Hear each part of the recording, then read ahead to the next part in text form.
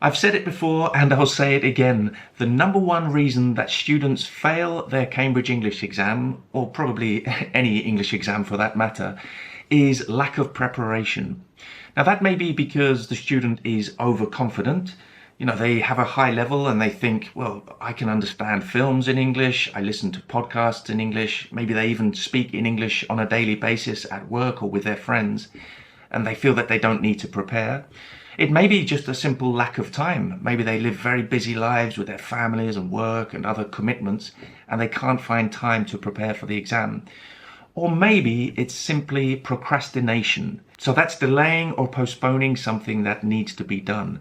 So this is true of the whole exam in general, whether it's the B2 First, C1 Advanced or C2 Proficiency, but it's particularly true of the writing paper. Now, I've seen hundreds of results papers from students who have taken the exams, and I would say that in around 80 or 90% of those results papers, it's the writing score which is the lowest.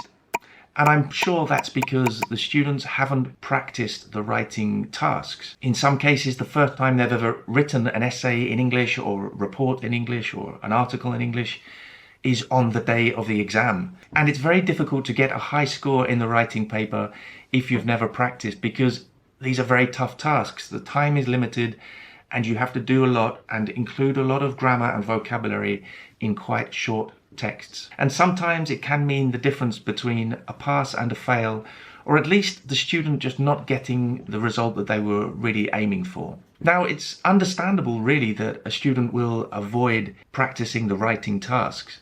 There's some kind of psychological barrier to sitting down with a blank page or a blank Word document and just writing something, especially if you don't write regularly in your own language, right? To write in a second language is much more difficult. But if the first time you ever write an essay in English is on the day of your exam, you're going to be in trouble. So what is the solution? Well, I could simply say, just do it, right? Just sit down and practice. Come on, find time and write an essay. But that doesn't really help, does it? So what I would like to say to you today, it's a little challenge, is just write one sentence. Just write the first opening sentence of whatever task you decide to do. Nobody has to see it. You don't have to send it to a teacher for corrections or feedback. Your friends don't have to see it. It's just for you. But just sit down and write that first sentence. I think you can do that, right? It's not, you don't need much time, you don't need much effort, but it's a start. And then tomorrow you can write the second sentence. Or maybe you'll write 2 or 3 sentences tomorrow, or maybe a whole paragraph. And the day after, a little bit more and a little bit more. The idea is that you build a habit. This technique has proven to work in other areas of life, like exercise. If you feel you should be doing exercise, but you don't want to go to the gym for an hour or go for a 10-kilometer run, then just do 5 minutes. Anybody can do 5 minutes of exercise, whatever that may be. And probably once you've started, you'll do more. Maybe you'll do 10, 15, 20 minutes. And it's the same with writing.